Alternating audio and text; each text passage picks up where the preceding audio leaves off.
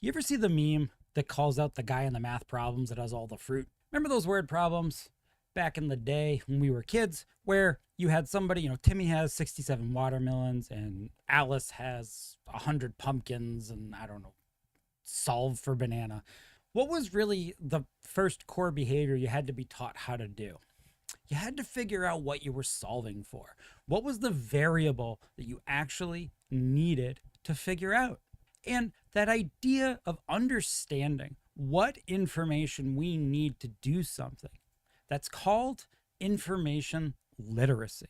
Out of all the skills we need to be effective at troubleshooting, the most important skill, least talked about skill, and the hardest skill to educate is information literacy.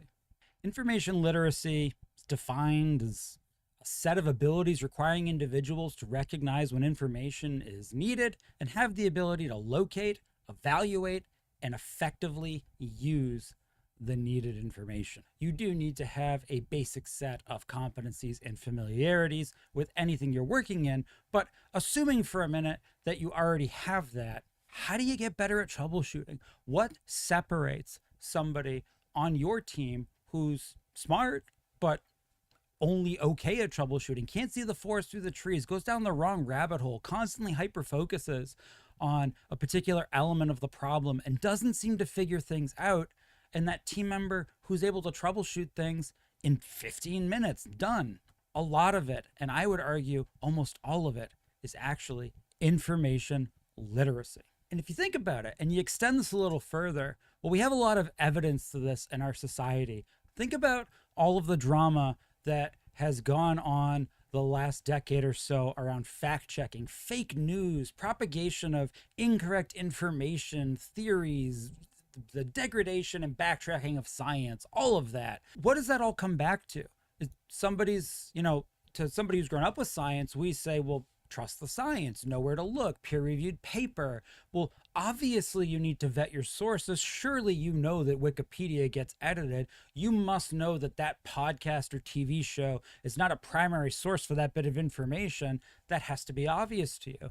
But yet it's not. It's not to the bulk of the population on the planet, really independent of culture, of economic or demographic information. Most people, that is not obvious to. Where to find information, how to seek it out, how to vet it, and how to apply it is not a natural skill set that most humans have. Once we turn the internet on, really is a great example of that. Did all the world's problems go away, and are we all now geniuses because we have at our fingertips the internet? Or did we devolve into people who go to WebMD and end up leaving thinking that everything is most certainly a reason to go see the, emergency care because it's the worst possible version of something? 5 minutes on Yahoo Answers or Quora will prove to you that, oh yikes, a lot of the internet and a lot of humanity has no idea what to do with information. In troubleshooting, this is really important. We tend to say, especially in IT support, that I wish that my team was better at troubleshooting. And there's a lot of things that we can break that statement into meaning, and it manifests in a lot of ways and behaviors, but what it basically boils down to is probably some communication of, I wish my team arrived at the proper resolution quickly, understood how to ask questions and assess the situation, and did all of that in a very timely manner because there's probably an end user or a business process that is waiting on them to arrive at all of those things. Somebody who has decades of experience repeatedly doing something is going to be very efficient at that, so certainly demonstrable skills and proficiencies in any area are a massive component of troubleshooting. But what did all of you say? Especially if you're my age, back in school when you were learning math, especially if you were stuck in an advanced math class. Aren't I going to have a calculator? And what did your teacher tell you at that time? Because at least at that time it wasn't true. No, probably not. Dramatic foreshadowing, we all have pocket computers. Who would have known? But the point that we all made as children was, well, if I understand where to look for the information, then why do I need to learn this? If I always know a calculator can solve this, why do I ever need to actually learn how to solve it? And at that basal layer, your middle school math philosophy illumination was probably accurate. what do we need to do to troubleshoot a situation? First of all, we need to determine the extent of the information that's required. And to do that, we have to assess a situation. We have to know what to look for. We have to read the variables as they are. And like we talked about with that meme, we have to figure out what's missing. What are we solving for? Then I need to know how to access that information effectively and efficiently. And if you ever work somewhere where somebody said, I can't find it, and it's something on Google, and 2 seconds later you have it in front of you, you know exactly what I'm talking about. Then you need to be able to evaluate the information in the sources critically. And this is not just we need to cite our sources for writing a paper. Think about this example again of Googling a tech support issue. Well, we all know that Gemini is going to return us probably a nonsense AI answer. And then the next 5 bullets are probably going to be Reddit threads that are related but not accurate. And your ability to assess the validity of the source, which one to spend time on, and how much time to spend vetting it are really critical to how quickly and effectively you can find and apply that knowledge. From there, we move on to how do we incorporate that information that we just acquired into our own knowledge base, our brain, and then we need to use it effectively to accomplish a specific purpose. And that is what troubleshooting is. And I would argue at your organization, no matter what kind of support you're doing, that is probably the biggest blocker you currently have to effective troubleshooting on your team. Now, I work for a LMS and learning company that specifically addresses knowledge acquisition and accountability and really skill competency for managed service providers. That's only part of the equation. Even within our LMS, how does a learner know which video to watch, which content to consume, in what order to do it? It's not a natural skill set. And I bring all this up because as managers, as owners, as executives, as leaders in the tech support industry, it's important that we recognize that the skill isn't natural and it's not really being taught anymore. It's an interesting idea to think about for a minute, that it is typically going to be a learned skill. Most humans are not natively born with the ability to just automatically know how to effectively basically embody information literacy. And if we look at our own civilization here and you know, in the Western world, what was a common thing that you all experienced probably up until relatively recently? At the very least, you probably had a trip or series of trips to the library where you were taught the Dewey Decimal System, and it was actively drilled into your brain how to find information using that system. You're my age, some of that might have been computerized, but it was still taught. And a lot of that has trailed off. We don't tend to focus so much now on teaching younger learners exactly how to find information because it is so available. If you need some light at the end of the tunnel, it does appear that modern teaching philosophy has figured this out, but what does that do for all of us in our workforce that likely haven't necessarily been taught this skill? You have to teach this skill. You, right there. You have to teach your team the concept of information literacy. If you'd like an example of how old of a skill this is to be taught, an actual really good example of this, hopefully not to get controversial for a second, is religion. If you look at religion, which is one of the few things we have in human history that was frequently documented, right? You know, either written down in books or carved in stone, or, you know, go back to the Mayans or the Egyptians and hieroglyphs. We've done a pretty good job as a species of documenting our religion. And what was one of the main skills if you wanted to become a practitioner of whatever religion was common or popular wherever you were on the planet at that time? It was teaching you how to read it and find information, but then specifically teaching you how to comb through all of that documentation to find the right points to communicate whatever you needed to communicate in service of that religion. It is one of the oldest skills we have continuously taught in any sort of formal education setting. And really, it is very recent that as a species, we've largely abandoned that in the modern era. That's how important it is to have a internal policy for teaching information literacy. Now, whether you work out of a ticketing system, you have a knowledge-based system, you are using some other tool to help augment that, maybe you're using an AI tool that is intended to help with all of that. Well, think about it. In all of those cases, your ability to know what words to search for and where to search for them, and then how to evaluate that information are almost a one-to-one correlation between how much it will be used. And if you're an organization that currently has escalations and you have a good ITIL framed escalation policy, you're probably tracking this data already because you're likely requiring that your escalations include the reason for escalation and what information or sources were already searched before the escalation, right? Because on some basic level, we do understand that, well, maybe a particular SOP doesn't have the right keywords, or maybe something's not in an obvious place, and we want to correct for that. But yet there's people at your organization that don't have those challenges, that are generally able to navigate things and find the information they need independent of familiarity with the organizational or information structure. That is information literacy manifested. And that's how important it is to have. And it's a huge challenge from the customer support experience as well. I want you to think about that. We've had the ability with IVR systems, with self-help phone systems, basically, to arrive at something not too dissimilar from a modern AI chatbot for quite some time. You've been able to dial into an IVR and at least page through recordings, I don't know, since what, the mid-90s?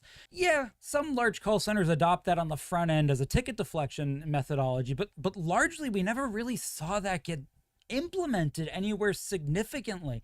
Can you really think back to any company you've interacted with over the last 30 years where the entirety of your support or customer service experience was driven only with the IVR tree? Probably not, right? Because that's how hard it is to tackle the information literacy problem the other way. Because right, an obvious solution is, well, let me simply curate things so that basically any idiot can find the right answer. And well, my friends, we make a better idiot. And even us as consumers, we would struggle. We get frustrated because on some level, we understand we don't really know what we're asking for.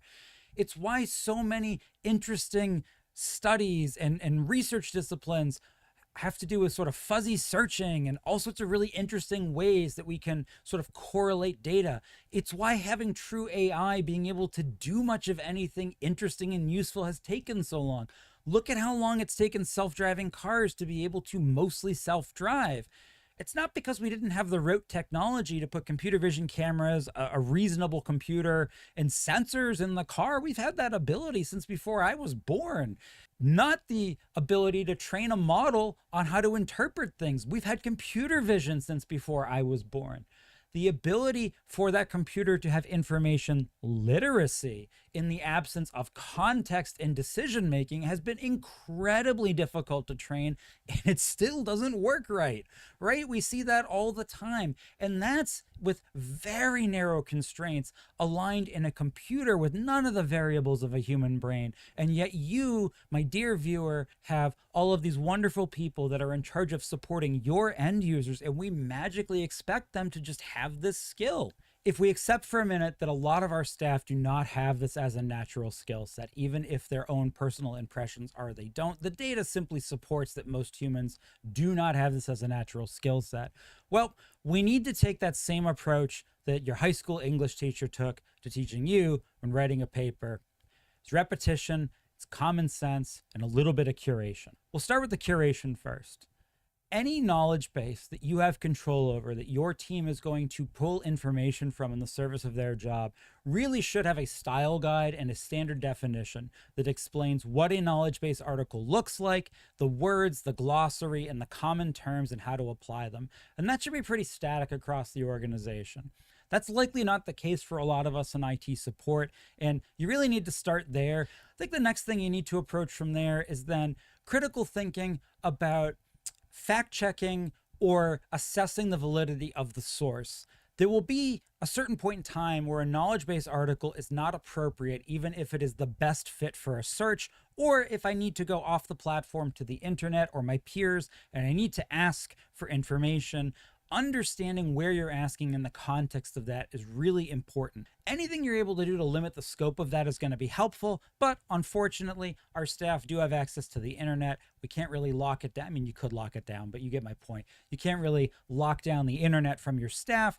So your ability to teach them to think critically about source material, where it comes from, why, and how to look up the authenticity and validity of that source material and to rank and weight it in their minds, I think is really important. And simply having a basic guide that you use in your IT department that says, if searching on the internet, weight your sources in this manner, could be really helpful to get your team started with this idea of critical thinking. A Reddit forum might be very low ranked unless it's a Reddit forum that is perfectly on the subject you're looking for and the posters are subject matter experts. But I think simply giving a little bit of explanation around that thought process is really helpful. And then we get to the last part that I think you can make a real demonstrable impact from now, is repetition of application and lack of application of the other two concepts. I mentioned earlier an escalation process where you're calling out what you looked for and why before you escalated. If you're not already doing that, I would make that a core part of how escalations or transfers of tickets work at your support organization. In order for me to be able to hand this to someone else because I'm not sure what I'm doing or need help, I need to put some burden of effort in to demonstrate what I've already tried to do, so that if that person has a little bit more information literacy than me and sees where I looked and I did it wrong, can redirect me so that I will discover the information I need and work it myself. And then you need a repeatable way to keep track of that happening and reward that information literacy as it improves in your organization. And we do that through having our employees iterate on those SOPs and our knowledge base, having those lower level employees that have less information literacy go in and add in what they have learned today to increase both the quality of the document that they felt was lacking before, but also to go through the motions of enhancing information literacy for someone else. If you combine those three strategies, I think there's a good chance you'll start to see this improve at your support organization. But I have one more thought I want to offer up around information literacy. When you are at the hiring stage, when you are at the stage to move anybody up in their career to a new role, a promotion or lateral move, whatever, part of that interviewing or audit process really should be some questions around information literacy. And I think being able to ask them how they might go about searching for something, a common problem, you certainly have the ability to run a report that would give you an idea of some common problems or tickets that you work. Being able to quiz that person on how they might find that information, I think is a really good check to assess their overall information literacy just off the cuff. And answers like I would Google it are not sufficient. How would you Google it? What would your search terms be? Based on these results, what would you click on first? Why are you making that assessment? Eventually compiling a style guide around this that allows you to quickly assess an employee's ability to be information literate is a really important strategy at your IT support desk. Some of the courses I'm currently working on for Empath and for MSPs are specifically around this idea, how to go in and ask a question amongst your peers or in a forum setting in a way that's likely to get you quality of information, and then how to look for that information. So stay tuned when we eventually announce those courses. Hopefully they will help you. But I think ultimately anything that you can do in your organization is better than doing nothing. This may eventually get solved again in their education system as it mostly was in the past. But for now, there's a gap. And if you're hiring somebody that's probably between the ages of 20 to 40, there's a good chance they weren't really formally taught information literacy in high school. And depending on what their degree path was, if they went to university, they may not have been taught it there either. So don't just dismiss this as not a big deal. Sites like Let Me Google That For You exist for a reason. Help your team out with some information literacy. Have a great week, everybody. Keep learning.